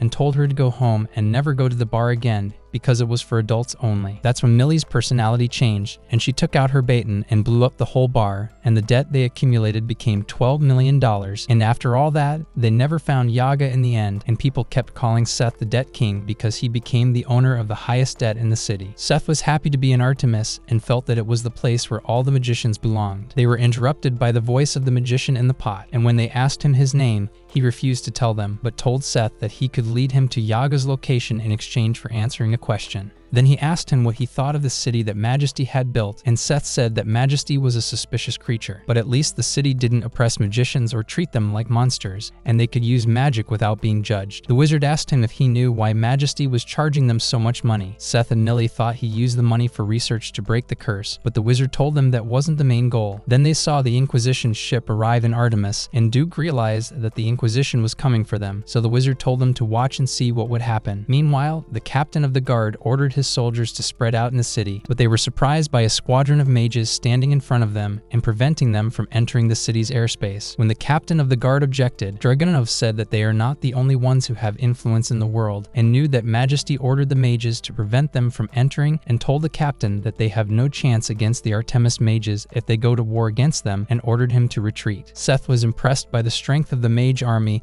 and the fact that they forced the inspection unit to retreat. The wizard then said that this is the power of the academy that that Majesty has and that he wants to preserve the city as a last resort for all persecuted mages and protect them. He then asked Seth why he was looking for Yaga, and Seth said that he wanted to ask him about the location of the Radian so that he could go and destroy it. The magician told him that these are just fantasies and that there is a more realistic way for him to fight the Nemesis, which is to prefer the academy and protect it from any danger, especially since it is a safe place and inspection units cannot enter the place and there is no persecution or discrimination. But Seth is not convinced by the magician's idea and says that he still wants to go to the Radian and fulfill his mission. He wants to protect the whole world from the Radian threat and let people live in peace, and there is no way to achieve this without changing the world. The wizard said he was as stubborn as Alma. Seth asked if he knew where Yaga was, and the wizard got up from his destiny and said that he himself was the Yaga he was looking for. Meanwhile, Dragunov went and told what happened to General Torque, and the general scolded him for Seth and Nili's escape, and Dragunov said that he would accept any punishment imposed on him. So Torque liked to confirm the information and asked Dragunov if Seth used magic with his hands without weapons, and Dragunov said that he saw this with his own eyes. So he ordered him to monitor all movements inside Artemis, and if he saw Seth there, he would inform him and keep the matter secret between them for now, and he intends to arrest him before he becomes a threat to them. The next day, Seth went to Melly in her room and asked her to teach him magic, and when she asked him why, he thought about his conversation with Yaga yesterday when he showed him Alma's letter and asked him about the location of the Radian. So Yaga burned the letter and said that he would not benefit from what he said because he still does not have enough strength, and said that if he wants to know the location of the Radian, he must prove to him that he is worthy of it. Seth said he was strong and wanted to hit him with a giant punch, but Yaga hit him with his broom and said that all he did was gather magic in his fist and hit him with it, and that this has nothing to do with magic and that he needs to learn the basics of offensive magic, and asked him to return him when he gets stronger. Melly told Seth that she couldn't do it because she couldn't use offensive magic until she transformed, but in her current personality she could only use defensive magic, so he asked her to at least teach him how to summon magic. She explained it in a very rudimentary way and Seth didn't understand, so Melly apologized that she couldn't help him, and Seth understood the situation and said he was on his own, but Melly told him she had a better idea. Then Doc was sitting in a cafe, holding a rose and practicing the words he would say when he met a certain girl, and he was surprised to see Melly and Seth behind him, and he automatically turned when he heard her voice and gave her the rose, but when he realized it was Melly, he withdrew his words. At that time, the girl he was waiting for came, Niz Melba, who works at the cafe, and Duke was confused when he saw her, and Seth introduced himself, and Millie told her that this is Seth's first year at Artemis Academy, and while they were talking, Duke was admiring her, happy and not wanting her to leave, but he was surprised by the trait in his face after her father hit him when he noticed that he was admiring her. Melba apologized to them for her father's rudeness and compensated them by offering them their best dishes. After they ate, Melba asked Seth if he came to Artemis to get rid of his curse, but he told her that he wanted to get rid of the Radians, and Duke thought to himself that this is just a child's superstition, but he was surprised when he met Melba's admiration for Seth's courage and his desire to get rid of the Nemesis. Then Seth asked Duke to help him learn offensive magic as he is a researcher and has enough information, but Duke was surprised that he asked him for help after all that he had done to him since he entered the city, and he would have refused to help him until Melba praised him and likened him to the wise men they talk about in legends, and then Duke felt confident in himself and agreed to help Seth learn magic so that Melba would admire him even more. Seth and Duke went to an empty place to start his training, and Duke understood that he would help him only because of Melba's promise, but he would not fight with him, and all he could do was rate his spell books. Then Duke grabbed the book and started flipping through the pages until he opened the meteor shower page and told Seth the steps to execute it, while Millie and Boper were watching them from afar, and Seth started to execute the steps that Duke told him to do, and when he used the ability, he was shocked that nothing happened. Seth tries harder and harder until, to their surprise, his Fantasia appears, activates the ability, and accidentally hits Duke and sends him flying into the sky. When Seth tried to apologize, Duke said he wouldn't help him anymore, but Melly told him that if he refused to help him, he wouldn't have anyone to teach him magic, but Duke wasn't having any of it. Melly thought of a way to help Seth and decided to teach him offensive magic with her strong personality, and suddenly she started hitting him with meteors, and Seth was barely dodging her blows, and people started running everywhere. Melba comes out to see what's going on, and when Duke sees her, he tries to warn her not to stop, but when he's about to speak to her, he gets hit by Millie's powers and flies into the sky again. Then Seth tried to escape from Melly, but she was chasing him everywhere and hitting him with meteors until he learned. But she asked him why he couldn't stand up to her, and he said that there was no way he could face her in that state, and she told him that's why he was weak and hit him with a blow that sent him flying into one of the city towers and caused his glove to rupture. Then Millie told him that he wasn't even trying to defend himself and that he disgusted her and attacked him with meteors again, but Seth noticed that the wall above her was gradually cracking and would fall on her, her, and when he dodged her attack, he saw that the wall was falling and tried to use the meteor shower to save her, and suddenly 3 magic balls appeared from his fist and hit them against the wall to break the stone before it landed on her. Then he went to Melly and told her that he finally succeeded in using the ability thanks to her and Duke. When Melly realized the situation, she was happy and returned to her normal personality, but she was surprised when she saw the broken tower and apologized to Seth for attacking him with her abilities, but he thanked her for being able to use the ability thanks to her help. The next day, Seth showed Yaga that he was able to use Meteor Shower, a basic move in offensive magic, and Yaga told him that his level was not bad, although his fantasy was much lower than required. Seth was happy that he had succeeded in learning the basics of magic and thought he was ready to go to the Radian, but Yaga hit him with a broom and said that the Radian was a forbidden area and that none of the magicians around the world could reach it, and that a novice like Seth would not be able to set foot inside the place even if he did. Then he said that if he really wanted to go to this area, he must train hard and become an elite magician, so Seth asked him to accept him as a student, and then Yaga surprised him with a surprise attack, but Seth was able to block him, and at the same time he used too much power, so Yaga told him that he needed to learn to control his power. The next day, Seth went to Melly as soon as he woke up and asked her to let him stay at her house because he couldn't sleep anywhere else in the city for free, and told her that Duke said he couldn't afford to pay for housing because of his debts. Melly tells him that she has a spare room at home where he can stay, and she agrees to let him stay with her because she enjoys spending time with him. Then Seth started his training with Yaga, and it was so strict and hard that he couldn't keep up with Yaga's strength and attacks and was running away from him, so Yaga told him that, at this rate, his training would take too long. Meanwhile, Duke was sitting in Melba's cafe with her father, watching her work and take orders when suddenly Seth and Millie appeared, interrupting the romance and asking Melba to bring them lunch. She asked Seth if he had started training with Yaga, and he told her that he was crazy and his training was very difficult, so Millie tried to encourage him and lift his spirits, and at the time Duke was feeling frustrated that no one cared about him, so Seth offered to eat with them, but he refused. Melba offered him to try her latest recipe for coffee, and Duke thought of all the weird recipes she had invented that always tasted weird and bad, but he agreed to try it and hoped that he would like it. After she brought him the coffee, Duke grabbed the cup and was hesitant to drink it, and at the same time he felt the pressure of having Melba and her father beside him to see what he thought, and after suffering, Duke took the first sip and was surprised that it tasted delicious this time and felt that he finally found something to enjoy after Seth came into his life and ruined it. Suddenly, a strange creature appeared from underground, wrapped itself around Duke and pulled him down. Seth and Millie tried to follow it, but it disappeared from their sight, and Seth thought it might be the Nemesis monster, but Yaga suddenly appeared in front of them and told them that this is a demonic kraken fish, a combination of squid and octopus that lives in sewage and is endangered. When they asked him why he kidnapped Duke, he told them that he wouldn't hurt him because he doesn't eat people, but he likes coffee. Melba told them that Duke drank coffee every day, so much so that his body smelled of coffee and the fish could eat him because of that, and they were even more surprised when Yaga confirmed her information. At the time, Yaga was underground with a kraken with a cup of coffee in his hand, and the fish took it from him, drank it all, threw it away, grabbed Duke, who was in a state of panic and fear, and took him into the sewer. Then Seth and Millie decided to go down to help Duke, and they went down to the sewer after Melba made them a special coffee order in a big bucket and smelled like coffee. After they went down, Millie thought it would be better if Yaga was with them, but Yaga refused to help them and said that he was just an animal, and if they couldn't deal with him, they couldn't face the Nemesis, and told Seth that he considered this mission part of his training. Seth told her not to worry and that he would finish the fish with his giant fist. Then they felt a violent vibration around them and were surprised to find the fish coming out of the water and holding Duke in one of its arms. When Seth realizes that Duke is still alive, he decides to use the giant's punch to hit the fish, but his body rebounds and the fish doesn't suffer any damage. The fish takes the coffee bucket and walks away, so Seth tries to use the meteor shower ability, but the fish attacks them with liquid from its mouth and escapes with Duke and the bucket. Meanwhile, the captain of the guard was monitoring the situation in Artemis through a telescope and reported to his boss Dragunov that there were still no signs of Seth's presence in the city. Dragunov told him to relax a little because they would get nothing out of watching the city day and night, and thought about Seth, and that he didn't look as dangerous as General Torque felt he was. Seth and Millie came out of the sewers and hung their pants out to dry. He was surprised that the giant's punch didn't work on a mere animal, and that he underestimated him once he realized he wasn't Nemesis, and decided that he needed to learn to use stronger magic. Seth thought about setting a trap to immobilize the fish, but Millie told him that she could help him with this idea as an ambush hunter, so they went down to the sewers and set a big trap with a huge coffee bucket in the middle. But to their surprise, the fish used Duke as bait for the trap, took the coffee bucket, hit them with its arm, and knocked them into the sewer before they could walk, so they tried to get a fishing net and catch it themselves, but the fish took the net from them, wrapped it around Duke, and kept playing with it in front of them. Melly decided to use a bow and arrow with a hypnotic potion in it and hit the fish on the head to anesthetize anesthetize it, but she hit Duke instead of the fish, and the plan failed. Yaga asks them if they still want to try or give up, but Seth refuses to give up and says that he won't let Duke die. Yaga tells him that it's very difficult to defeat an animal in his area and that their sewage has a lot of dangerous creatures. Seth told him that they still have no way to defeat the fish, but he still has the determination to go down to the sewer and face it, and what's important to him is to save Duke even if they can't defeat it. Malba interrupted them and offered to try a new drink recipe she made, and that's when Seth got an idea. This time they went down with a bucket of coffee and no traps. Seth carried the bucket on his back until the fish appeared. Doc said they didn't have to go down every time and try to save him because he had nothing left after his life was gone. But Sith warned him that the fish could eat him, and Doc said that it couldn't happen because they were similar in their love of coffee and called him Davy and told Seth not to help him anymore because his presence would bring him trouble. But Seth refused to let him go and said he could break up with him after he saved him if he wanted to. Then he picked up the bucket of coffee with all his might and dumped it on himself so it would smell and the fish would catch him and he could get close enough to Doc. Then the fish grabbed his arm, pulled him close, and ate him. Duke was shocked that the fish had actually done that and eaten a human being, but Melly told him it was part of Seth's plan. Then the fish got sick and started to change color, so Melly told him that this time they put black and red pepper in the coffee and used Melba's recipe, and then the fish vomited all that was in its stomach and Seth came out again, and the fish left Doc before it fell into the sewer, unable to move, and Seth jumped towards it, and Millie used the heavy prison ability to immobilize it even more, and Seth hit it with a giant punch. At the last moment, Duke stood in front of them and told him not to hurt Debbie because he considers her a friend and they like coffee together. Seth lost his strength and stood in front of Duke and told him that he too would consider her a friend as long as he liked her and she wouldn't hurt him, and Duke went back to the city with them. The next day, they all sat in Malba's cafe, and Seth felt that he was still weak because he hadn't defeated the fish in a direct fight. Yaga appeared and assured him that he was still not strong enough, so Seth asked him to train him more, and Yaga said that he was going to do that and encouraged him not to give up. While Seth was training with Yaga, his gloves that were sewn by Alma broke, so Yaga told him that he would have to dispense with these gloves and replace them with gloves made of black silver material, and that the material would prevent him from using magic. And when Seth tried to take off the gloves, he was electrocuted by the electricity provided by the gloves. When Seth asked him what they were for and that he wouldn't be able to train because of them, he said that he was using magic recklessly and that he wouldn't be able to continue his training if he used magic in the same way. Seth said that he wanted to become stronger in order to become a better magician, but Yaga said that striving for strength alone is not enough and that he was too busy thinking about strength and forgot the most important thing, and told him that he can't get rid of the gloves until he finds the answer himself, and if he tries to get rid of them before that, he will be fired. After Seth finished his training, he thought back to the restaurant, annoyed by Yaga's behavior, and told Millie what happened and that he had to wear gloves that prevented him from using magic. Then Duke came to them, panting, and told them that Lord Majesty had sent them an invitation and they had a job to do. When they went to meet Majesty at the academy, he told them that the reason he invited them was because their debts were piling up and were still the highest in the entire city, and that he considered everyone living in the city to be his children, but he couldn't help them with the problem and might banish them from the city. Seth asked Majesty what his solution would be, and Majesty said that they should pay off all their debts, but since they didn't have the money, they had to work for him for the amount they owed, and he let them work for him at the academy, mopping walls and maintaining the building, and Duke imagined that Melba would agree to marry him after he paid off his debts, which would make it easier for him to work. Meanwhile, Seth and Millie were sweeping the walls of the academy and were surprised to see people flying over them with a broom and heading for the service entrance. When Seth went to look at them, he saw the courageous quartet, but Bossaman was surprised that Seth didn't remember them, but he did when Bossaman said the gang's name. When Mellie went to see what was going on, she was surprised to see the gang standing in front of her in their underwear, and Seth told her to stay away from that place and that they were a gang that robbed people and looted towns. Then Possaman said that they came here because they heard that there was a hidden treasure in the academy and they came to steal it. And then Millie used her meteor shower ability on them, and Seth was surprised that she was able to use offensive magic without changing her personality and told him that she had been practicing for the past period of time on this point. The gang then attacked them with the courage cannon ability, but Mellie blocked their blows and told Seth that she had discovered the secret of their power and that they used their underwear for magic. Bossaman told them that their guess is correct and that their clothes are made of the same material as magic gloves. Then he attacked them with the courage bombs ability, and Mellie used a meteor shower, but Gigi blocked her strike again. Bossaman realizes that Seth can't use his magic because of the gloves he's wearing and realizes that he's not wearing them willingly, so he offers to help him get rid of the gloves in exchange for letting them find the treasure and steal it. Seth refused and said that he would never make a deal with someone like him. However, Bossaman said that he admired him, his abilities and his character, and told him that strength is the most important thing in the world, and without it, he can't get what he wants. Seth said that he was trying to be stronger, but he wouldn't use the power in the same way as them. Bossaman asked him what he could do while he was tied tied up with black silver gloves, and Seth said that he could defeat them even without magic power. So Bossaman and his team members attacked him with their magic power. But they were surprised when Nelly blocked their attack after she transformed into her character and called them pigs and used the explosive flame ability to burn them. But the blow only hit 2 members of the gang, and Gigi and Bossaman were still on their feet. Seth ran towards them and asked Melly to repeat her attack, so she hit them with the same ability, and Gigi blocked it. But then Bossaman surprised Seth in the air and landed on Bossaman's face with Alma's axe kick, after which Gigi was surprised by what happened, and when he tried to approach Bossaman, Melly hit him with a spell that knocked him unconscious. Suddenly, Bossaman grabbed Nelly and threatened Seth with it, but Bobri flew towards him and kept poking him in the face until he let go of Nelly and kept poking him until he fell off the roof when Seth grabbed his broom and ran after him to catch him before he died. Seth thought he couldn't ride the broom and use his magic because of the gloves, and when he thought about taking them off, he was afraid that Yaga would kick him out of training, but he resisted the shock and took off the gloves to save Bossaman and was able to catch him before he hit the ground and bring him back to the roof. Then he apologized to Yaga for having to take off the gloves, and Nelly tried to explain to him what happened that made him have to give up the gloves, and Seth said that he would find another way after he was fired. But Yaga said that he was not fired and would consider him to have passed the test after he saved another person's life and answered Yaga's question. Yaga then handed him Alma's gloves and told him that he had repaired them and made them fingerless. He told him that another reason he couldn't collect Fantasia other than his lack of strength was that he didn't collect it through the gloves, but with his own hands, and warned him that if he used magic with his bare hands, it would draw the attention of evil people to him. Yaga then told Seth that he should try to summon his magic power through the gloves and that he should be able to use them after he sewed them back on. When Seth tried to summon his magic power, Yaga said that his training would be much more difficult from now on. Meanwhile, Majesty was pleased with what Seth and Millie had done to catch the gang, and it turns out that this was Majesty's goal in using them in the first place, and he saved himself a lot of money by minimizing their debts after they caught the gang. The next day, Seth, Millie, and Yaga were sitting in a cafe, and Yaga was reading a news article about Rumble City and the inspectors in it. Seth said that the inspectors unit is a threat to them because they consider magicians to be enemies, and Yaga told him that they are still human despite the power and influence they have, and that they are different from each other just like magicians, and he should know this before he has to confront them. Meanwhile, Dragonov was sitting on the side of the ship trying to catch a fish from the sky, and when the captain of the guard saw him, he said that he decided to pass the time and catch something for dinner since there was no news about Seth's appearance in the city. One of the junior guards was watching the situation from afar and felt that Dragonov was unreliable despite being the captain of the ship, but his colleague said that one day he would find out how powerful Dragonov was. At night, Dragonov prepared dinner for his guards himself, and the junior guard was surprised by Dragonov's behavior and the normalization of the rest of his colleagues, and was eager to join the inspection unit to work under Dragonov, fight wizards, and keep the world in order. After dinner, the rookie guard started talking to Dragonov, and he knew from the look of the guard that he was disappointed with him, especially if he heard rumors that he was known for his lynx eye, and told him that he was just an ordinary person. After a while, it rained on them, and Dragonov sat in his room thinking about stopping the ship on the nearest island until the rain stopped, but he realized that he saw something in the sky at the moment of lightning. The next morning, the sky was clear, and the guards were exhausted after spending the whole night working to repair the ship from the damage of the storm. The guard heard his colleagues talking about the rumor of the city of Rumble and the inspectors hunting witches there, and when he heard about Commander Cunard, he realized that there was no comparison between him and Dragonov, who spends his time fishing and cooking. Meanwhile, Dragonov was helping the other guards repair the ship when one of the guards came to him with an emergency signal from another squad that their ship had crashed on a nearby island and they would not be able to continue their journey, and that the cause of the crash was the Nemesis monster. Meanwhile, Seth was arguing with Yaga that there are good people in the Inquisition and not all of them are evil. Yaga told him that any place in the world has good people and bad people, good wizards and bad wizards, and that judging a group of people based on the behavior of one individual is no different than people who treat all wizards as evil. Seth was convinced and Melly was optimistic that there might be some good inspectors out there somewhere. Meanwhile, Dragonov arrives at the squadron that sent out the distress signal and meets Edmund, the squad leader, who says they were attacked by a flying nemesis yesterday while returning from a mission, causing significant damage to the ship and preventing them from continuing their journey. When Dragonov asked him what happened to the monster, Edmund said he didn't care to know, and that all he cared about was delivering the items he had gotten from his mission to headquarters. When Dragonov entered, he saw Edmund's cargo and found a group of wizards that he was able to capture, and the rookie guard was impressed by Edmund's feat. Edmund then asked Dragonov to help him repair his ship so that he could continue his journey and ordered his guards to start repairing Edmund's ship. The rookie guard started talking about Edmund and his achievements with his colleagues, and one of them said that his commander was Cunard, the hero of Rumble City, and that Dragonov was Cunard's commander in the first place. The guard realized that Dragonov's lack of work could be be due to the fact that he had lost in the race for promotion and that those below him had become commanders of other teams, so he decided to ask for a transfer from Dragunov's squad after they finished their mission. At sunset, the guard came out and reported to Dragunov that they had repaired all the malfunctions of Edmund's ship, and then Edmund came and asked Dragunov about the situation and said he could continue his journey tonight, but they were surprised by the appearance of the flying nemesis again, and they all remained standing and watching for its movements. But Dragunov noticed that the beast didn't pay any attention to them and continued on his way without being exposed to anyone, and concluded that he might be on his way to a certain city. When the guard got a negative reaction from Edmund, he said that if they left the nemesis, it would kill many people in the city. Edmund said that's not his problem, that their only enemy is wizards, and that facing nemesis monsters is a waste of time. Dragunov said that they are cracking down on wizards as a threat to ordinary people, and that nemesis are no different from wizards and shouldn't be ignored. Edmund told him that their weapons are not reinforced with magic, and they will not be able to eliminate him. Then the Dragunov's guards gathered and informed him that they had finished all the repairs, so Dragunov offered them the task of confronting the nemesis and protecting the people of the city he was going to attack, and the soldiers agreed to carry out the mission. He then asked the novice guard to give him his bow and arrows, and the guard realized that he would finally be able to fulfill his role as an inspector and save lives. At night, Edmund was sitting in his ship, irritated by Dragunov's words and his initiative in confronting the nemesis. One of the guards told him that they still hadn't returned, so he thought that the monster had killed them and thought it would be better if he didn't look like a monster in front of all of them. But then one of the guards came in and told him that Commander Dragunov and his soldiers had returned from the battle, and after he returned, he told Edmund what had happened and that he had managed to get the nemesis away from the city without any losses. Edmund then said that he was going to move his ship, and when he reached the headquarters, he would report his accomplishment to the commanders. But to his surprise, Dragunov pointed his arrow at his head and said that the ship was no longer his. Edmund found that the people locked in his ship had gotten out, and when he asked why, Dragunov said that they didn't need to be locked in the black silver cages because there was not a single magician among them, and accused him of capturing ordinary people and traveling them to headquarters and falsely claiming that they were magicians, and accused him of having risen in his position based on a series of false achievements. Dragunov told him that he knew they were ordinary people at first sight. Edmund tried to find a way out of his predicament and told Dragunov that he knew he was Cunard's commander at the time and asked him not to kill him. Dragunov scolded him and told him that he was ashamed to be a member of the Inquisition and that people like him were as dangerous to humans as nemesis and wizards, and that he would give him to General Torque himself to pass judgment on him. Edmund realized that the rumors about Dragunov were true, and that's why he earned the nickname Lynx Eye. Dragunov then ordered his guards to arrest Edmund and his soldiers, thinking that if Edmund had any manners at all, he must have gotten them from working under Cunard's command. After the guard returned to the ship with his colleagues, Dragunov cooked dinner for them himself, and this time the guard ate it happily, and Dragunov realized that after what happened on Edmund's ship, the guard realized his value and strength, and then he thought about the flying nemesis and that he was deeply wounded before he attacked him, as if someone had cut him with a sword. At the same time, a mysterious person was standing on a cloud in the sky, and he was impressed with Dragunov's ability to keep the nemesis away from the city. He was going to attack despite the fact that he attacked it first, and then he decided to head to Rumble City after his mission was completed. A month after Seth's stay in Artemis, he and Millie were walking around the city, and the city was celebrating a festival that Majesty holds every month, and they decided to go to a store that sells magical items and take a look at them. When he heard their conversation, he told them that Majesty organizes festivals and celebrations every once in a while to bring foreign currency to the city from visitors from all over the world, and to make it difficult for the inspection unit to work by establishing relationships with some countries. Then Doc suggested that he participate in the broom race, and if he won first place, he would get a huge amount of money. Meanwhile, Majesty was on stage announcing that registration for the broom contest had begun, and the grand prize for first place would be 10 million dimes. When Seth went to register, he was surprised to find out that there was a fee to pay, and they were broke. Suddenly, a young blonde man interrupted their conversation and told Seth that this race was too big for a villager like him to participate in. Seth and Millie didn't know who he was, and his followers told them that Nick was the champion of the last two editions of the broom race and the son of one of the most famous people in the city. Millie thought she'd heard of him before and knew that he was willing to use any means to win, and that his biggest accomplishment in life was being born into a wealthy family. Then Nick said he knew him and had heard about him and his coach, Alma, and that she refused to work for the city because she preferred to work on her own. Nick accused her of being selfish or running away from one island to another because she is a weak witch, but this provoked Seth and asked him not to speak badly about her since he doesn't know her and she is the strongest witch he has ever seen in his life. Nick then said that he needed to prove his words as her student, and if she is a powerful witch, then a powerful witch should emerge from under her hand. He challenged him to a broom race and Seth accepted the challenge, after which Nick mocked him and walked away. Then he thought of Alma when Millie asked him about her and how she treated him, and he thought of the last time he saw her before he started his journey. And then he went to his room and showed her the broom that Alma had given him before he walked away, and told her that Alma was important to him and that he was going to win the competition because of her. On the day of the competition, the contestants began to prepare and take their places, and Seth was surprised to find that the contestants had different types of vacuum cleaners and that they had such and such a type. And when he met Nick, his followers told him that his vacuum cleaner was of the latest model, equipped with motors and smooth airflow control. When Seth asked how much it cost, Nick laughed at him and said he couldn't afford a vacuum cleaner like that. They cheered him on, and then he was surprised to find out that Millie was participating in the race to help him win after getting Duke to pay their entry fee. Seth thought that he was going to win the competition and surprise everyone, that he could win after the hard training he'd gone through with Yaga and Millie, and that if he couldn't win the race, he couldn't look for the Radians. Then Majesty fired the starting gun, and they all started moving in their brooms as the crowd cheered, and Seth and Millie started to pass their teammates and take the lead in the race. Then Seth asked her to stay close to him as he tried to pass Nick. Meanwhile, Duke was watching them in anticipation after betting all his money on their victory, and Yaga said that although Seth's broom is not the best compared to the other contestants, he can control it well in the air, his performance is better than his teammates, and he has gained strength thanks to his training with him. Nick is surprised that Seth and Millie are flying after him and can reach him, and Majesty is impressed that he can overtake all the racers, including Nick, and decides to trip him and make him lose his balance so that he doesn't win the race because it will cost him a lot of money. Majesty then tried to trip Seth and the other racers, but Seth dodged his attack, and Majesty fired missiles from his vehicle, and Millie created a barrier around them, and he continued to enjoy trying to trip the racers. Suddenly, Seth saw Majesty flying above him with a broom and was about to attack him, but Majesty fired a missile at him, but Seth surprised him and used his ability to deflect the missile into the air, then hit Majesty's vehicle with a giant punch, and Majesty escaped from the vehicle before it exploded and self-destructed. When the vehicle exploded, Millie lost her balance and fell off her broom, but Seth caught up with her just in time and told her that they would only cross the finish line with him holding her, and he continued to fly the broom as fast as he could until he got close to Nick. Nick was surprised that Seth was able to reach him with such a rickety old broom. Nick flew as fast as he could, using the full potential of his augmented broom and knocking his followers off balance until he reached the finish line and celebrated his victory when he turned back to look at Seth. Nick's followers and the crowd were surprised that Seth had sacrificed the race to save his rivals. Seth told them that Alma wouldn't have let them go, and the race ended with Nick winning first place for the third time in a row. Afterward, Doc berates Seth for losing the race and the fact that the entry fee has added to their debts, and Seth and Millie decide to get a real job so they can start earning money to pay off their debts. Meanwhile, the mysterious magician arrives in Rumble City and sees many people living there and decides to carry out his mission in complete secrecy. The next day, Doc was looking for a job among the ads he collected in order to pay off the debts he accumulated because of Seth and Millie and to marry Melba, so he flipped through the paper and looked at the job ads until he noticed a job advertisement for an unknown nemesis hunter. Seth and Millie were surprised to see the ad in his hand, but he hid it behind his back and told them it was a letter he wrote to Melba to ask for her hand so she wouldn't agree to work as a nemesis hunter and get involved with them. They realized it was a distress message from a civilian who was attacked by a mysterious nemesis monster, so Seth decided to go and finish it off, but Doc tried to evade them and said he was a little tired. Seth told him that he looks like he's not tired or anything and that they should take the job to save people from the dangerous nemesis. Duke said that he was afraid to meet the inspection unit there because they must have received the same request and that he was afraid to go there, and if they insisted on going, they would go elsewhere. Then Duke was surprised that Melba was standing with them and read the request to chase the nemesis and asked him if he would go with them to catch him and praised his brave spirit and love of adventure. So Duke had to accept the mission because Melba liked him so much. The three of them boarded Doc's ship, and Doc, confused and terrified, met Seth Yaga, who warned him to be wary of the outside world and to know when to fight and when to defend. Then they began their journey to the city. They had some accessories on the outside of the ship as camouflage, but Dragunov saw the ship through the telescope and asked the captain of the guard to contact General Torque. At sunset, Seth and his companions were about to arrive in the city, and Doc told them to get off their brooms and get on the ship with him because the city they were going to is not popular with magicians and has some soldiers from the inspection unit, and he asked Seth to try to hide his horns. Seth asks him about the city they're going to, and Doc says it's an industrial city, famous for its bustling factories and that it's always running, and the name of the city is Rumble, which used to be known as Prosperity. After they disembarked from their ship, Duke warned them that if they attracted attention with any behavior, the inspection unit would arrest them, and Seth was surprised that since they entered the city, they had not seen a single person walking on the street. Then they continued on their way to the house of Zeta, the person who sent the ad, but they didn't know where to go or how to get there, and there was no one on the street to ask. After a while, Duke felt a little unwell because of the smoke and noise from the factories, so they decided to stop stop and take a break. Seth and Millie noticed that Boper wasn't with them, so Seth and Millie went around and asked Doc to stay put until they got back. They went back the way they came and kept going around him until they found him in an alley. After they had gone to check on him, they felt a violent movement behind them, and when they saw that it was the Nemesis monster attacking the city, they decided to go after it, grabbed it, got on their brooms, and walked in the same direction they had seen it. Millie tells him that they shouldn't be too close to him to catch him, so he tells her to set traps everywhere and he'll go after the monster by himself, but they are surprised when he appears next to them and attacks them with his magical ability and flies away from them. Seth thought that the monster had the ability to teleport because it was supposed to be a long way ahead of them, but Millie noticed that there were two of the same monster, as if they were twins, and the monsters were attacking them with the power that came out of their tails. When Seth realized that Millie couldn't set traps because of their constant attacks, he attacked them directly. Remembering Yaga's words about how to summon and release Fantasia and that he needs to visualize the most powerful thing he knows and connect it with his magic, Seth visualized Alma's form, released his power, and hit them with a skull attack, but he could only hit one monster out of the two of them. When Seth tried to hit the second monster, the monsters ignored them and ran away, and a mysterious person was playing a flute, so Seth decided to chase them until they caught them and brought them back to Duke. After they agreed on a plan and flew after them, Seth was surprised to find a huge amount of monsters everywhere, and they were all running to a specific destination. Suddenly, someone's hands grabbed him and threw him aside, and his broom broke, and then the person introduced himself and his name was Grim. Grim told him that he had been chasing these monsters for a long time because he thought they might be the key to finding what he was looking for. Seth told him that the monsters belonged to them, and when Grim heard him speak in the plural, he asked him where his friends were. When Seth refused to answer his question, Grim drew his magic sword from his fist and warned him that he must answer his questions and asked him what they intended to do with the monsters after they were captured. Seth got up and tried to approach Grim and hit him, but Grim kicked him in the stomach and pushed him away. Then Grim tried to hit him with his sword, but Seth blocked it, and they exchanged attacks and dodged them, and Seth tried to keep up with Grim's great strength, while Millie was running to Seth and met him when she heard the noise of his fight with Grim. Then Grim tried to ask him one last time about his goal of chasing the monsters, but Millie interrupted them and tried to surprise him with a magical attack, but he dodged it and disappeared from their sight. But they were surprised to find him standing on top of a pillar and said that there must be people coming to check what happened after all this chaos, and he left them and ran away. Seth was surprised by his actions, words, and strength until they heard the sound of people in the street below them, and when they realized that they included guards from the inspection unit, they fled the scene. Meanwhile, Commander Conrad was sitting in his private quarters in the city when a soldier came to him and told him what happened on 12th Street and that a building had been destroyed by witches, and Conrad decided to focus on them and start chasing them instead of the Nemesis. At sunrise the next day, the Inquisition guards were looking for Seth and Millie everywhere, and after walking down a street, they and Duke appeared after hiding in a dumpster, and Duke scolded them for drawing attention to themselves on their first day in the city. Seth said they were chasing monsters before Grim got in their way, but Doc said that was no reason to destroy a house in the middle of the city. When Seth said there were too many of them, Doc thought that if they could catch as many Nemesis alive, they'd have enough money to pay off their debts, and then told them they had to get to Zeta, the person who had sent them the order. Meanwhile, Conrad was angry that his guards couldn't catch the magicians and decided to go out and look for them himself. When he entered his office, he was surprised to find Dragunov. Conrad asked him why he had come to Rumpel and said that he was chasing magicians in the city. Conrad said they could be the same magicians who blew up a building on 12th Street. He decided to take them himself, but Dragunov told him to forget about them and informed him of General Torque's orders to stay in his office while he went out and caught them himself. Cunard felt provoked by the fact that the mages were in the city he was in charge of and someone else was going to catch them, and walked out of the office, angry at his former commander. In the meantime, Seth, Millie, and Doc arrive at the house of the person who sent the request. When they knock on the door, someone answers and asks if it's Zeta, but he denies it and locks the door in his face. Millie transforms into Millie, bangs on the door, and threatens that if he doesn't let them in, she'll blow up his house. Then they sat down and talked to the whole family and Mrs. Zeta, who gave them the distress call. Doc asked her about the contents of the letter and if her son had actually met one of the monsters, and she told him that her oldest son, Taj, fell victim to the Nemesis after he touched it. But Taj came out of his room and denied knowing anything about it. They were surprised that he was still alive, and when he sneezed, a purple substance came out of him. Zeta asked if it was a curse, and Duke concluded that it could be a curse. Then Zeta told him about what happened to them in detail, and Duke was surprised to learn that the inspection unit did not believe their talk about the Nemesis and refused to search for them. So Duke told them that they needed permission from the inspection unit or they could not stay in the city for one day. But Zeta's husband said they were immigrants and couldn't get permission, and that they were afraid of how the townspeople would react if they found out their son was infected with the Nemesis curse. So he apologized for making them come all this way and told them to walk. Seth told them that they were going to catch all the Nemesis in the city, dead or alive. Taj said he would go with them to show them the way, and when they came out, They saw the unit's guards patrolling everywhere and arresting anyone suspicious. On their way, Seth asked Taj what the nemesis looked like, and he said he saw one nemesis that looked huge, so Millie realized that Taj had met the original monster, the one that curses anyone who touches them. Then they walked on until they reached the place where Taj met the monster and told Taj to go home and leave the rest to them. And they started sneaking around the place where the monsters were hiding until Seth broke a wooden window, and when they entered, they discovered a birch tree, a tree that grows in the place where the nemesis is, and its branches and feathers are used to make magic tools. Seth told them that the monsters were here, or at least had been here for several days. Suddenly, they felt a violent earthquake, and people began to panic and try to escape, and the guards ordered them to evacuate the streets and take shelter in the 5th Street shelter. Seth and his friends were watching the situation from their place, and Doc told them that it could be an earthquake because of the drilling that had been going on for years in the city, and that the clock tower would tell people where to go in case of danger, and that they should move too. But Seth realized that the monsters might reappear after the streets are cleared, as they did yesterday when no one else was around, and decided to keep an eye on the situation while flying on the broom to avoid the earthquake. At night, they flew around the city to observe the situation until Seth spotted a monster running and realized that there were more than 15 monsters present at the same time, so Seth told them to try to catch at least 3 of them. Then they saw 3 monsters running together in a certain direction, so Seth came down and surprised them with a giant punch and took them underground, and then he felt that he had succeeded in trapping them in one place, but one of them tried to attack him using magic, so Seth hit him with a shower of meteors, but he was surprised that his blow merged with the monster's ability and took a double attack. Melly and Doc came down to check on him and told him that Melly was trying to keep them in one place for as long as possible, but Seth kept them distracted until Melly summoned her magical power and drew a large circle around them. Then she told Seth to get out of the circle, and Melly used her heavy prison power to lock the monsters in one place so they couldn't escape. When they were sure they'd managed to catch them, they began to fantasize about being rich, and each one of them wondered what to do with the money they'd earned. Then Millie told them that she was going to seal the monsters in special papers so that they could move around easily and tighten the siege even more. But to their surprise, more and more monsters came into the circle until there were 7 monsters, and they were even more happy that they had caught more monsters and would get more rewards. But their joy was cut short when Grimm appeared and killed all the monsters trapped in Millie's circle. He then told Seth that they had met again, even though he hadn't been looking for them, and used a magical ability to read their thoughts, and knew they were going to catch the monsters alive, and asked him about the agreement between him and a certain woman. Seth didn't understand what Grimm was talking about. Grimm said he didn't have time to waste, so he left them and ran away. Melly tried to catch him with her chain, but she put a mark on him after the chain touched his limb. Then Grimm went to the cemetery, and a coffin came out, and 2 of the Inquisition guards that caught them entered it, and a mysterious girl was playing a flute and standing in a place with a large number of Nemesis monsters around her, and she seemed to be the one controlling them. After Seth, Melly and Duke returned to their ship. They think and wonder about Grimm and why he is in the city, and Duke suspects that he may be the cause of the recent disappearances, and then he tells them that he has decided to return to Artemis and not complete the mission. When Seth realized that Duke was determined, he asked him before he left about the strange mark he noticed on the Nemesis monsters, and Duke told him that each monster has its own mark, and that he has been studying them for years, but he still doesn't know what it means, and the only information he has received is that when the mark shines or glows, it means that the monster is under the control of a magician. That's when Seth realized that there was a type of mage who could control monsters called a tamer. The next day, Dragunov's guards were on alert, waiting for his orders at any time. At the same time, Dragunov disguised himself and entered the city to observe the situation himself. On his way, he saw a group of people gathered in front of a person who was telling about an incident that happened yesterday and that it was caused by immigrants. It turned out that the person was inciting the townspeople against the immigrants and accused the immigrants of collaborating with the witches and the infected to bring down Rumpel. He then told them that Dragunov was secretly in the city and that this was proof that an attack was imminent. Dragunov continued on his way and went to Conrad and realized that he was the one behind inciting people against the mages and the immigrants, and that he wanted to repeat what happened in the city 15 years ago. Conrad told him that the immigrants are the reason why the city stays so dirty, and that what he is doing is to save the city. Dragunov was impressed by Cunard's philosophy and asked him if he considered himself the governor of the city. Cunard said that he was doing his job as an inspector to protect the citizens, and that immigrants were not considered citizens of the city and were more dangerous than wizards. Dragunov told him that he was so busy with the immigrants that he allowed the monsters to roam freely around the city, and informed him that General Torque and the miracle workers would arrive in the city tomorrow after hearing that Seth was in the city. Cunard returned to his office thinking about Dragunov's words and that he doubted him, but he decided that he would continue with his plan no matter what, and that the arrival of the general and the miracle makers would not change anything in his plans, and he decided to take advantage of the presence of the witches hiding in the city to cause discord among the people. Meanwhile, Doc was getting ready to leave and go back to Artemis. Millie tried to convince him him to stay with them until his condition improves, but he insisted on leaving after what he found out yesterday. He then warned Seth that something was wrong with the inspection unit in charge of the city, especially since they were ignoring the monsters. Seth told him that this is one of the reasons why he wants to continue the mission, and that he wants to protect people from the nemesis and not get hurt like what happened to Taj. So Duke forgave them and walked away after he had a clear conscience and warned them. Seth and Millie decide to go to Taj's family home. When they arrive, the door is broken and the house is trashed. When they go inside, someone warns them to stay away from the house because the authorities have come and arrested everyone living there, and the Inquisition is arresting witches, infected people, and immigrants for planning terrorist acts. In the meantime, Cunard is addressing the public about what happened last week, saying that immigrants are collaborating with witches to carry out a large-scale terrorist attack and start taking action before the tragedy that happened 15 years ago in District 13 is repeated. He then asked the citizens to help him apprehend any sorcerer or immigrant in Rumpel to protect and preserve the city, while Dragunov was in disguise and watching the speech from afar, knowing that Cunard would use his trademark bigotry. Meanwhile, Seth and Mellie were flying over the people and saw the crowds and demonstrations in the streets of the city, and Seth felt afraid for Taj and decided to meet him as soon as possible before he was harmed, and Duke was hiding in an alleyway for fear of the demonstrators. He decided to take a shortcut to avoid people, and on his way, he came across an abandoned house, and when he approached the window and looked out, he saw a large number of nemesis sleeping in the air. He thought about why there were so many nemesis in the city and why the inspection unit ignored them, but he ignored his thoughts and decided to return to Artemis. But at the same time, he was hesitant and worried about what would happen to the city if these monsters got out, and decided to turn to Seth and let him know where they were before he left. But he was surprised to find a guard behind him and attacked him after realizing he had exposed the location of the nemesis monsters. At night, people all over the city were protesting and grabbing any immigrant or injured person they suspected. They were able to grab Taj, tie him to a pole, and put wood under him to burn him, and Taj was scared and didn't want to die until Seth caught up with him before they set him on fire, and did what Alma did when she touched one of them and deluded him into thinking he was cursed, and they all ran away from him, and he was able to save Taj and take him and Millie with him. Meanwhile, Conrad received a report from his guards that the mages were near the north gate, and Conrad ordered them to prepare the cannons and aim them at the gate. The guard was surprised by his decision because they had not yet cleared the city of citizens, so Conrad told him that in order to protect the city, some sacrifices would have to be made. Then Seth and Millie landed on a rooftop, and Taj asked about his family, and he told them that his family was arrested because they were covering for him after he was injured, and Millie told him that someone was inciting the people of the city to use violence against immigrants and the injured, and that he and his family had nothing to do with it. Seth remembers the protesters who wanted to burn the Taj when they said they were following Commander Conrad's orders, and then the protesters approached them when they sensed their presence, and when Seth asked Mellie to fly them away, he was surprised that her personality had changed and she decided to confront the protesters. Seth tried to stop her, telling her that they were following Conrad's orders and that they were supposed to get rid of him, but she told him that the people were going to kill them too, and if they dared to confront the witches, they should take the consequences of their decisions. When Seth realized that talking to Mellie wasn't going to work, he grabbed her and Taj and ran away from the protesters before they got caught, and told her that if they attacked the citizens, the situation would only get worse and that they had to find Conrad and make him pay for his actions. However, they were surprised by a cannon blast after Conrad revealed their location, and when they got up, they realized that Conrad and his troops had surrounded the entire place and told them to surrender or he would launch a full-scale attack on them. Seth attacked the unit and used the giant's punch and meteor shower. Then the guards started attacking Seth with swords and shields, but Mellie blocked them with a counterattack, and Cunard told them to surrender and not to resist because he would protect the city no matter what. After that, Conrad used his weapon and started fighting Seth himself and was able to give him a powerful blow. When Mellie came to defend him and use her power on Conrad, Dragunov hit her hand with an arrow and her magic wand fell off. Seth thinks of Dragunov when he sees him, and as he gathers his strength to attack them, Conrad warns him that if his friend is reckless, he will die. To his surprise, they capture Duke and lock him in a cage, and then Dragunov's guards capture Mellie and Taj and lock her in the cage with Duke. Then one of the guards took Seth's gloves to prevent him from using his magic. Dragunov advised him not to underestimate Seth, so he left and walked away. Then the guards informed Conrad that armed civilians were attacking the immigrants in District 12, so Conrad decided to go talk to the protesters before Dragunov found out. Mellie thought she could do anything to get them out of the cage, but Duke told her it was no use because the cage was made of black silver and she wouldn't be able to use her magic on him, and he passed out before he could finish what he was saying, looking tired and exhausted. Then Conrad went to District 12 with Seth and Taj in his arms and began addressing the protesters, telling them that he had been arrested and confessed that the immigrants had been covering up for an injured person in their home, while Taj's family had managed to escape from the authorities but saw their son with Conrad. Cunard began to incite the people's anger towards the magicians and the the immigrants and began to incite them to eliminate them and get rid of them. Then he ordered the north gate to be closed so that no one could escape, and the citizens were surprised that he was locking them up with the immigrants. So Cunard informed them that he would destroy the entire 12th district and ordered to prepare the cannons. When Seth asked him about the reason for his decisions and his plans to destroy the city, he said that he didn't like their culture and ideas and that they were different from them in every way. Seth felt angry and began to summon his magical power, and Conrad was surprised that he was able to do so without gloves with all his strength and knocked him off the wall of the gate, after which Conrad reached the maximum level of anger, took sips of his drink, tore off his armor, and ordered his guards to continue bombing the entire neighborhood. Seth saw the shells gathering in the air, but Grim caught them before they hit the neighborhood, collected them and absorbed them, then bandaged Seth's injured arm and asked him to tell him honestly if the girl with the flute and the monster tamer was one of his friends. Seth said he didn't know her and never met her. Grim asked him why he was dealing with the Nemesis monsters, and he said he just wanted to hunt them. Then Seth noticed that the pain in his arm had disappeared, so Grim told him that he made a first aid kit with bandages made of feathers and then took out the shells from his body and fired them at Cunard's troops. Seth was surprised and asked him why he was helping him, and Grim said that there was a misunderstanding and that he came to the city to check on the monster tamer, and then they felt a violent wind and magical power, and Grim realized that the tamer was standing at the clock tower with a large number of monsters. After the tamer finished playing her flute, she ordered the monsters to come down and attack the city. Seth told Taj to hide in a safe place, and Grim flew out to find the tamer. But Seth said this was no time to fight and that they needed to save the country, but he was surprised when Conrad said that everything that was happening was his own doing. Then Conrad said he had to die after knowing everything about his plans. Meanwhile, Melly was trying to outsmart Duke, but when she grabbed his hand, she felt no pulse and thought he was dead and cried by his side until one of the monsters appeared and attacked the guards and broke the cage. That's when Beaupre came out, grabbed Millie's wand and swung it. Millie got out of the cage, hit the monster with her power, and decided she wasn't going to let anyone else die in front of her. Meanwhile, Grim was trying to get to the playground, attacking any monster he encountered along the way and asking himself, does it make sense for me to take this step now, or is there some hidden agenda behind the attack? Seth was facing Cunard and trying to attack him with all his abilities, but Cunard's weapon is made of white silver, which is more resistant to magic and fantasy than black silver, and this made Seth feel that his abilities have no effect against Cunard. Then Cunard hit him with his weapon and pinned him to the ground, and Seth tried to provoke him and made fun of his mustache to get out from under the weapon, while Taj was watching the situation and thought the only way to open the portal was to go through Seth and Cunard. Meanwhile, a woman with a baby was running away from a monster and called for help from the guards, but they said they had orders to stop anyone from leaving the neighborhood. As the monster approached, Dragunov shot it with his arrow and saved them, telling the guards that they deserved the death penalty for running away from the monsters. When he saw her, he aimed his arrow at her. Millie thought that if she moved, he would hit her, but to her surprise, he hit the monster that was standing behind her on the roof of the building, but the arrow didn't hit it, and it escaped. Then Dragunov ordered his guards to prioritize eliminating the nemesis and avoiding the mages for the time being. The nurse played her flute and increased the strength of the tornado until people began to hear a girl's voice telling them that they deserved what was happening to them and that this was a reincarnation of what happened 15 years ago in District 13. The tornado grew stronger and the tower's bell became louder and louder. Grim was torn between stopping the tamer or saving the people from the nemesis, and Taj decided to take the risk and walk between Seth and Conrad and open the gate. When Conrad sees him, he tries to hit him with his gun, but Seth grabs the gun with all his might and lets Taj run to open the gate. He attacks Conrad with all his abilities and buys time for Taj to open the gate until he gets close enough to Conrad to pluck his mustache, put it on his face, and taunt him. But Conrad realizes that Seth is wasting time because he can no longer use his left arm to fight, and Taj comes down from the fence and sneaks in to open part of the gate, but the guards see him and catch him before he can open it all the way. Conrad tells Seth that it's too late and it's time to get rid of the scum on the other side of the wall. The bell in the clock tower is knocked out of place by the force of the tornado and falls on the people in the neighborhood, and Conrad and the tamer announce the beginning of the final scene. Conrad is shocked that the bell came down in the 6th district where the armory and the headquarters of the main inspection unit are located, and he realizes that the nurse has betrayed him and tells him that she wants to tell him a sad story from the past. The nanny began to tell him that 15 years ago, the inspection unit arrested some infected children and she was among them, and then the unit thought of a plan to make the children soldiers to fight the nemesis. The children were nicknamed the Defense Force and were welcomed by the people of Ramble City. They were locked up in prison with criminals and immigrants and had a very hard time in jail, but they cheered each other on and comforted each other. Until one day, the citizens protested and asked the authorities to get rid of the witches living in their country. They were crying and feeling scared until a man appeared in front of them playing a flute and told them that they were not monsters and not to give in to the words of the people around them, and told them if their screams were too loud, play the flute. Then he introduced himself and said that his name was Oxmar, and he showed her his flute and told her that music music is a beautiful thing that everyone can understand, and that someday they will find someone to play music with them. But Conrad didn't want the children to be treated kindly by anyone, so he approached them and told them that anyone who treated them kindly was deceiving them, and that to them they were like animals and could be less than that, and he preferred to punish them. Major Oxmar appeared behind him and asked him why he was talking to them and why he was carrying a crossbow. Conrad said he was preparing to defend himself in case of an emergency, and Oxmar said he didn't like his behavior towards the children and migrants and that they were just as human as they were. After a while, Conrad came back undercover, opened the cell, let the kids out, and let them escape, but they didn't know it was Conrad's plan to throw them into a hell worse than prison. Then they found out that Conrad had spread the news that the defense forces had escaped from the prison, which caused the citizens to panic and arm themselves with the intention of killing any child that appeared in front of them. And when the people surrounded them with their weapons, Oxmar appeared and rescued the tamer and returned her to the cell and comforted her. A few days after the incident, the Nemesis egg descended on the city, and people began to flee and run everywhere in a state of panic. Conrad informs Oxmar of the situation, and Oxmar orders them to start evacuating the area, but Conrad suggests that they gather all the residents of District 13 into a temporary prison to protect them from the monster's attack and send the child to confront the monster. But Oxmar objected because she was still a little girl. Conrad said she was the only one who could stop the Nemesis and that he was willing to take full responsibility for her, so Oxmar agreed. Oxmar takes the child out and tells her that he needs her help in taking down the monster and promises to protect her, but he is surprised to be stabbed in the back by Conrad, then kills the guard he was with and takes the child to throw her in front of the Nemesis by herself. But Oxmar got up and pushed Conrad against the wall, and he resisted with all his strength and told the child to run away, and she kept running until she was a safe distance away. Then she tripped and fell and began to think about where she should go after losing all the people she knew. When she saw the flute in front of her, she grabbed it and thought of Oxmar's words and started playing it until she realized that the Nemesis monsters had gathered around her, and she got scared and tried to push them away, but they were just standing there and not attacking her. She was surprised that playing the flute affected them and made them peaceful towards her. She continued to play, and then she realized that the monsters resembled her in every way because they were hated by people like her and were sent to this city against their will, like her. Suddenly, she heard the sound of canned fire, and one of the monsters grabbed her by the tail and ran away from the area, and then the entire 13th district, with all the people in it, was separated and sank into the clouds of the sky. In the present, Conrad was shocked to discover that she was the same child he was going to kill, and she told him that this was not the end of the story. She continued that after he killed Oxmar and his friends, he framed the immigrants in prison as terrorists and justified to his commander that the only way to save the city was to sacrifice District 13. Conrad justified his decision by saying that he had to get blood on his hands to save the city from the immigrants. She asked him what excuse he would give when people found out that he had agreed with her a few months ago to help him get rid of the immigrants. Conrad denied all her accusations that he would never put his hands in the hands of a witch like her, and that the immigrants are a plague on the city and he must get rid of them. So the tamer accused him of getting rid of the immigrants at the expense of the lives of the native citizens of the city. Conrad told her that he had to sacrifice to eradicate the evil, and the people realized that they had trusted the wrong person and felt that the nurse had appeared to save them from him. But she addressed them and said that she had signed the bell to ring the punishment and that she had sentenced them all to death. She told them that Conrad had succeeded in carrying out all his evil plans thanks to them, that they had given him the power and influence to control them and do whatever he wanted in the city, and that they had nothing to do with him and deserved to die. She decides to plunge the entire city into the clouds of the sky and kill all its inhabitants, and tells them that she has lived her whole life waiting for this moment. But Grimm interrupts her and neutralizes her tornado with his magical abilities, and then Conrad loves to take advantage of the opportunity and orders his troops to gather all the remaining weapons and bombard District 12 with all its inhabitants. Then Seth said that he is the reason for everything that is happening, and that he is the one who planted hatred in the heart of the tamer's heart towards the entire city. And Cunard said that he is the hero of Rumble and the chosen man to protect it. But Seth said that he cannot achieve anything without deceiving all the people around him, and described him as the weakest person in Rumble City. Conrad was shocked by his words and felt angry and ran towards him with his weapon to stab him. But he was surprised that Seth blocked his attack with one hand and fixed his weapon in the ground without using Fantasia, so he grabbed his weapon in the air and hit him again. Then Seth stood on the roof of a building, summoned his Fantasia and lunged at Conrad, but he blocked his attack and said that witches and immigrants are just insects, scum, and monsters, and their presence in the Rumble is the biggest mistake that happened. Seth punched him in the stomach with all his strength, and Cunard responded with a counterattack, but Seth dodged, jumped up, and kicked him in the face, and Cunard was asking himself where Seth's strength came from when he was using magic with his bare hands and not getting hurt. Conrad then tried to hit him with his weapon, but Seth blocked the blow with one hand and summoned a large amount of Fantasia at one point, and was surprised that he could control the Fantasia and cancel the effect of white silver in resisting it. He then distracts Seth with another blow from his weapon to take advantage of the opportunity to grab his injured arm and throw him out of the area, then aims his weapon at him to stab him in the air, but is shocked to find Seth landing in his direction after his weapon penetrates his arm. He was able to absorb his attack thanks to Grimm's bandages and summoned all the Fantasia he could muster and hit him with a skull blast. He tried to block the blow with his weapon, but the weapon gradually disintegrated until it was shattered, and Seth was able to deliver the knockout blow and finish him off. Seth landed a thunderous blow on Conrad that drained a large part of his energy, and after he realized that Conrad couldn't move anymore, he succumbed to exhaustion amidst the wreckage. In the meantime, the wall was destroyed, allowing people to escape the bombardment. Taj saw his family, and Seth was reassured that Taj had returned to his family, but he was surprised to find Dragunov behind him, saying that there was a warrant for his arrest. Seth understood that Dragunov was going to arrest him again, and Dragunov told him that he was doing his job. Then Seth noticed that the balloons that raised the city above the clouds were gradually destroyed,